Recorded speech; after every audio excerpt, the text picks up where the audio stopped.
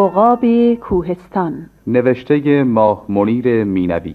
هنرپیشگان به ترتیب اجرای نقش: ایرج جنتی عطایی در نقش سهراب، مهین شهرجردی، رعنا، اکبر مشکین، مردان، حمید منوچهری، امنیه، هوشنگ بهشتی، اسفندیارخان، مهین بزرگی، گلنار، مسعود تاجبخش، قادرخان، ثریا قاسمی، لاله، سرور، لیلا، منصور والامقام، جوان روستایی.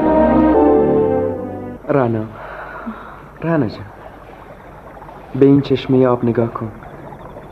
این مهتاب قشنگ رو توی آسمون ببین. دشت و صحرا، کوه و بیابون، ستاره های آسمون، همه شاهد عشق من و تو هم.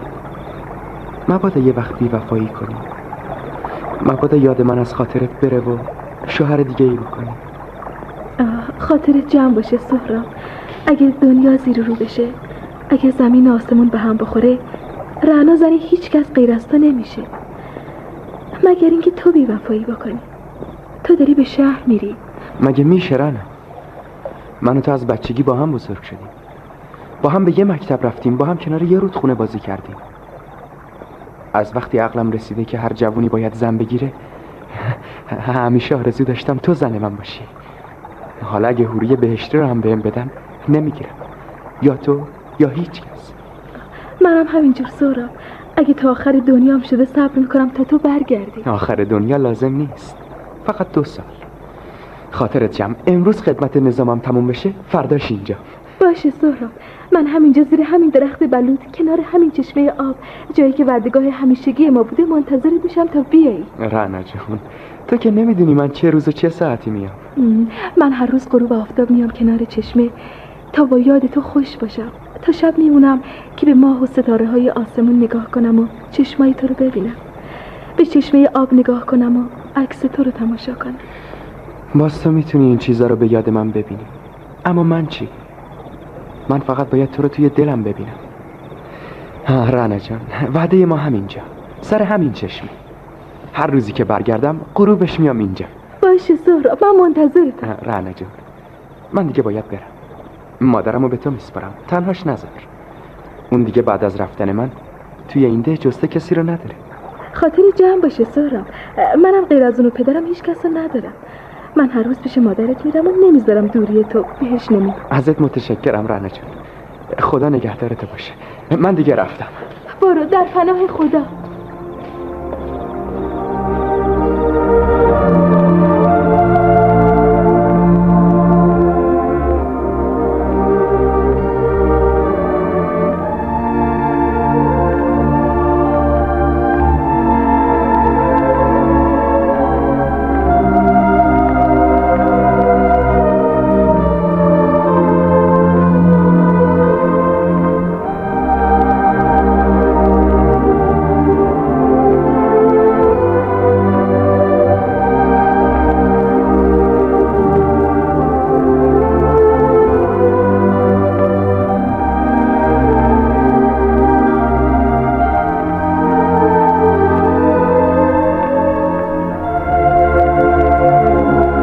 دوستان و دوستداران گرامی، سلام عرض میکنم. گفتگویی که شنیدید سالها پیش از این، در اون هنگام که هنوز دوره خانبازی و یاغیگری کاملا به پایان نرسیده بود، بین 2 جوان ساده دل روستایی که در دهکده‌ای سرسبز و خوش آب و هوا در دامنه یکی از کوههای مرتفع اطراف بلوچستان زندگی می‌کردند پیش آمد.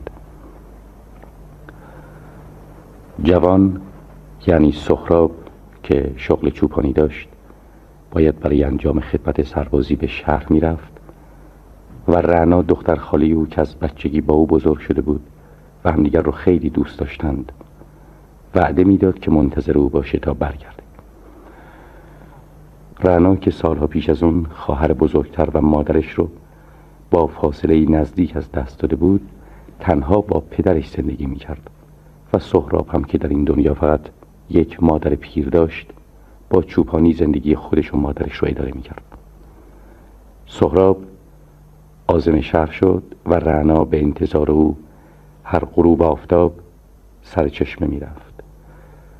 با آب و ماه و ستارگان راز و نیاز می کرد و از عشق خودش و سهراب داستانها می گفت، به زبان ساده روستایی، با زبان دو بیتی های شیرین و دلنشین مردم اون سامان.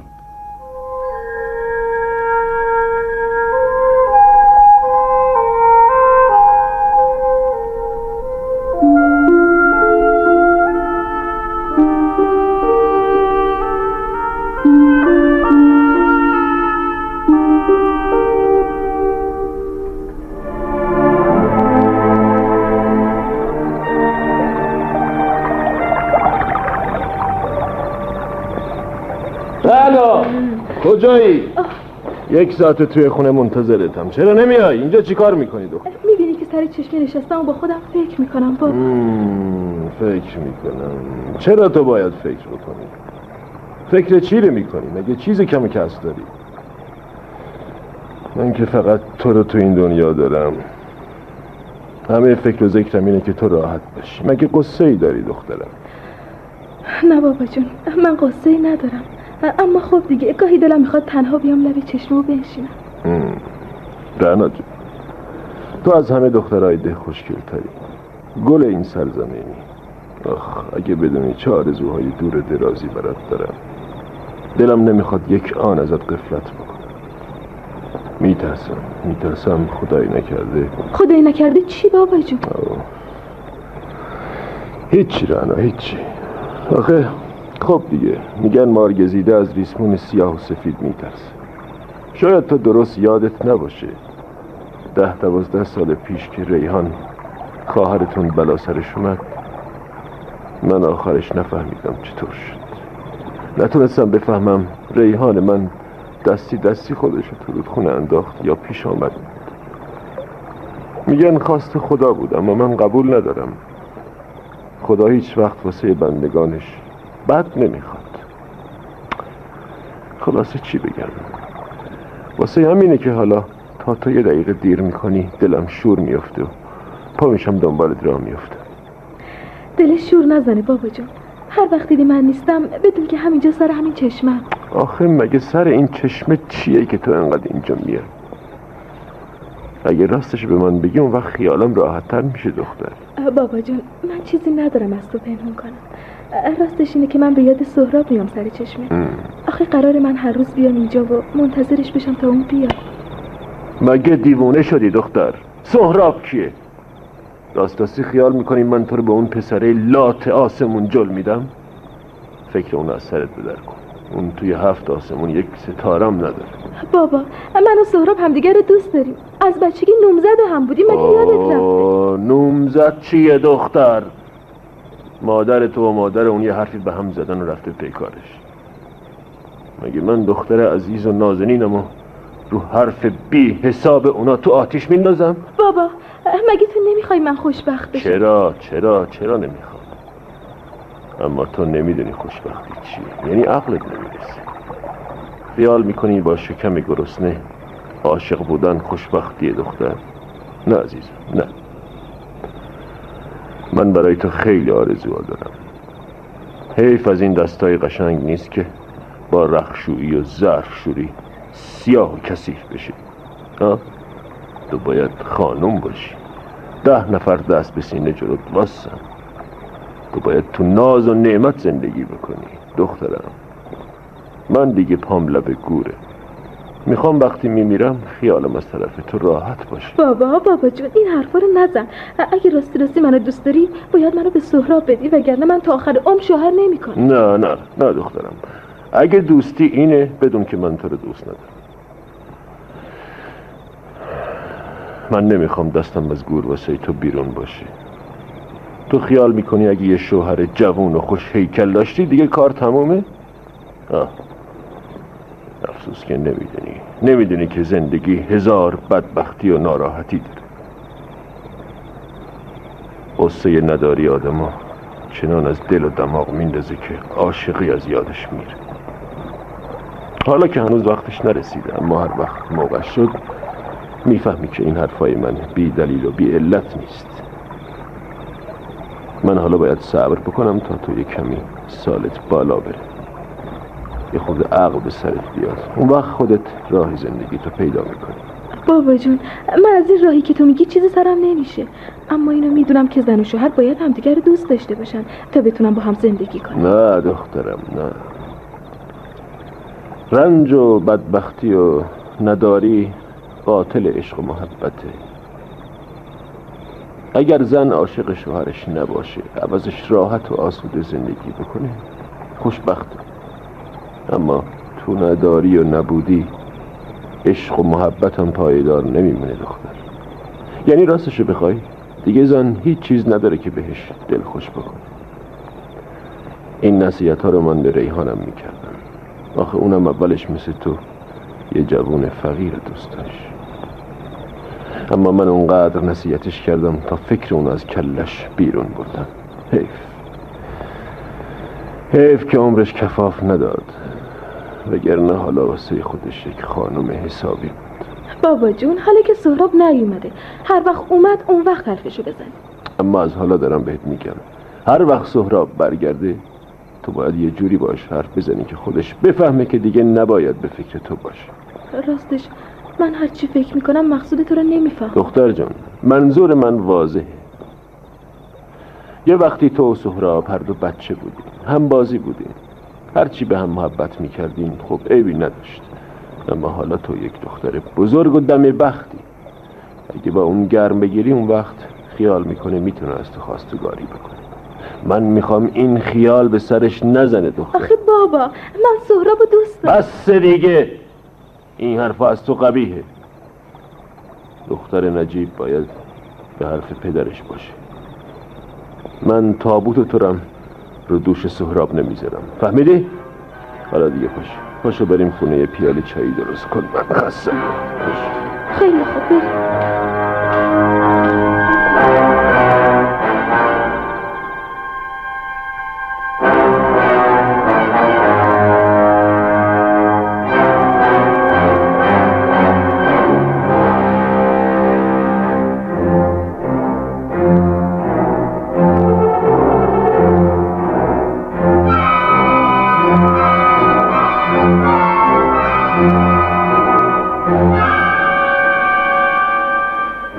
از روزی که رعنا احساس کرد پدرش با ازدواج او و سهراب مخالفه، غمی پنهانی در دلش به غم دوری سهراب اضافه شد. این اندوه روز به روز دختر جوان و افسرده تر می کرد. از یک طرف آرزو داشت سهراب زودتر برگرده و از طرف دیگه نمیدونست بعد از بازگشت او چی پیش میاد. با این حال رعنا مطابق معمول هر روز غروب به سر چشمه می رفت و با کوه و دشت و بیابون به زبان حال شکوه می کرد.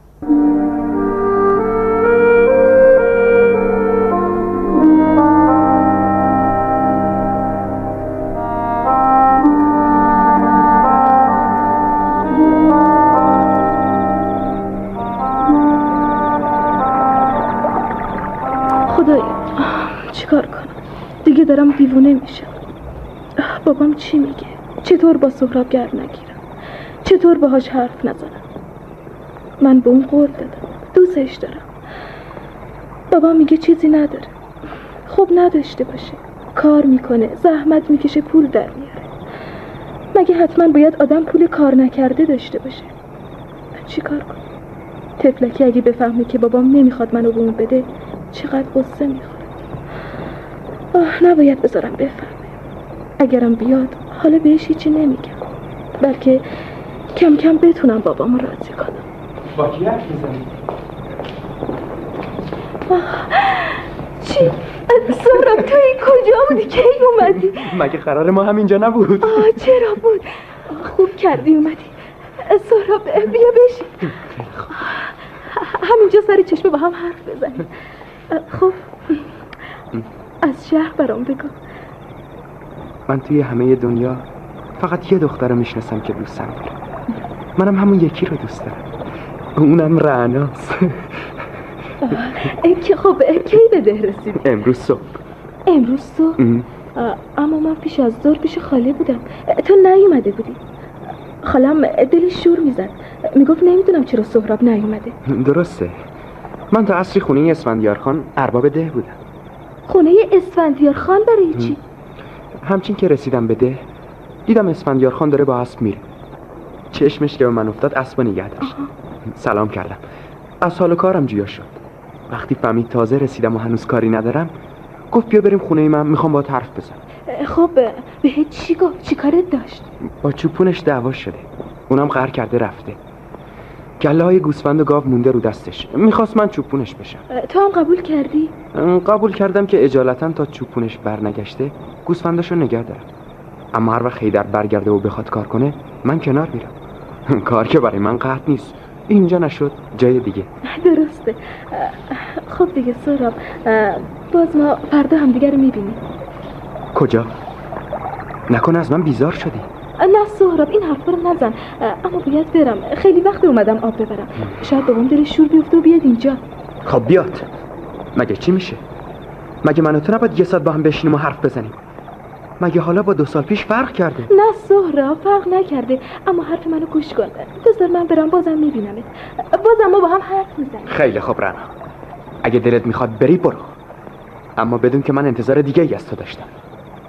سهراب، اینطور با شک و تردید من نگاه نکن. رنای تو هیچ فرقی نکرده، خاطر جمع باشه. من دوست دارم مثل همیشه، اما الان باید برم. خداحافظ سهراب. فردا غروب همینجا منتظرت میشم. باشه، خیلی خوب. خداحافظ.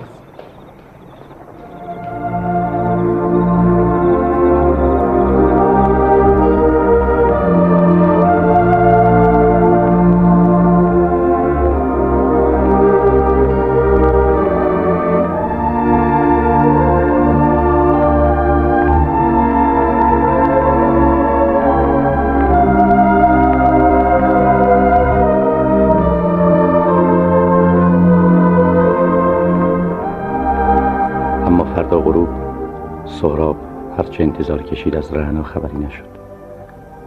البته سهراب میتونست به خونه رعنا بره و علت نیامدنش رو بفهمه، اما نمیخواست این کار رو بکنه. ترجیح میداد در تردید بمونه و حقیقت تلخ و دردناک رو درک نکنه. سهراب افسرده و مغموم راه قهوه خانه دهکده رو پیش گرفت تا شاید با دیدن مردم و شنیدن قصه اونها اندوهش رو از یاد ببره. وقتی که به قهوه خونه رسید دید که مردان، پدر رعنا و عده زیادی از اهل دهکده تو قهوه خونه جمع.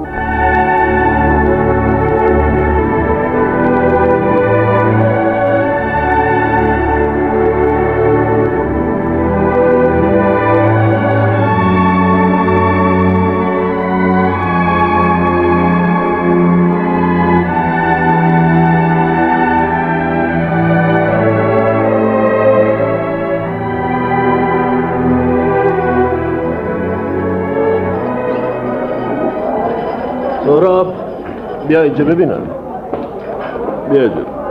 سلام مشمر، حال شما چطور؟ سلام، حالم خیلی خوبه. تو چطوری؟ به لطف شما بد نیستم. گوش بده سهراب، میخوام یه حرفی جلوی همه اهل ده صاف و ساده و واضح و آشکار بهت بگم. دور رعنا دختر من قلم بگیر، فهمیدی؟ بله. آخه ببخشید، میشه به من بگین چرا باید دور رعنا رو قلم بگیرم؟ رعنا دختر خاله من. درست. اما مگه همه دختر خاله ها و پسر خاله های دنیا زن و شوهر میشن؟ وقتی من میگم دورش قلم بگیر یعنی بذارون به کار خودش برسه. همه دختر خاله ها و پسر خاله ها زن و شوهر نمیشن، اما اگه یه دختر خاله و پسر خاله همدیگر رو دوست داشته باشن حق دارن زن و شوهر بشن. خدا حلال کرده. اینو بدون که من رعنا رو به یک جوون بیکاره و بیپول شوهر نمیدم. خیالت راحت. من بیکار نیستم. همین دیروز که اینجا رسیدم فوری کار پیدا کردم. اونقدر میتونم درارم که خرج زن و بچه‌مو بدم. کار دارم، کار خیلی خوب. کار خیلی خوب؟ چه کار خوبی پیدا کردی؟ چوپولی؟ بچه مگه عقل از سرت پریده؟ مگه من دیوانه شدم که دختری به خوشگلی رعنا رو به یک چوپون بدم؟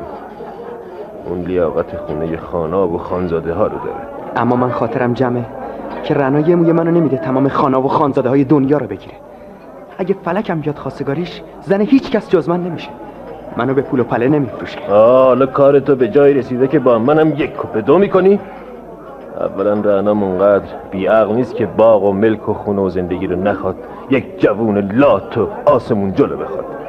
از اون گذشته رعنا که اختیارش دست خودش نیست. تا من زندم محاله بذارم رعنا زن تو بشه، فهمیدی؟ محاله. تا زنده ای محاله، اما تو نمیدونی تا کی زنده ای. شاید تا فردا صبح دیگه زنده نباشی. خیال کردی ها؟ تو این آرزو رو به گور میبری. هیچ معلوم نیست، من از تو خیلی جوان‌ترم. امیدوارم که این آرزو رو به گور نبرم. الان از ده میرم بیرون و فقط وقتی پامو به ده میذارم که بتونم با رعنا عروسی کنم. حالا میبینی. بارا گم شو. حالا میبینی. گفتم که این آرزو رو به گور میبری.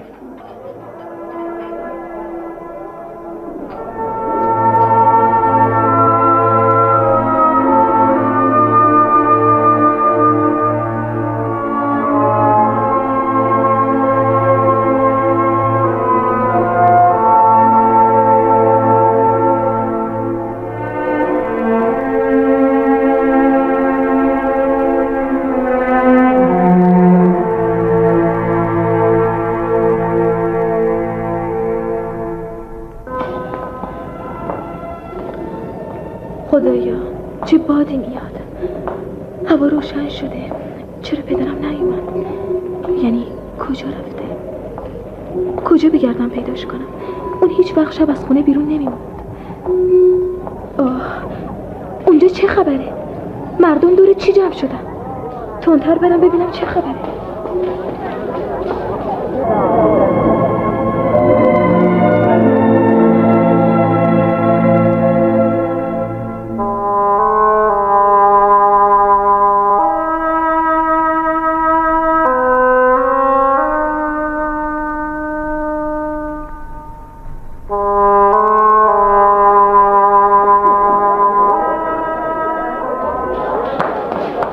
چه خبره؟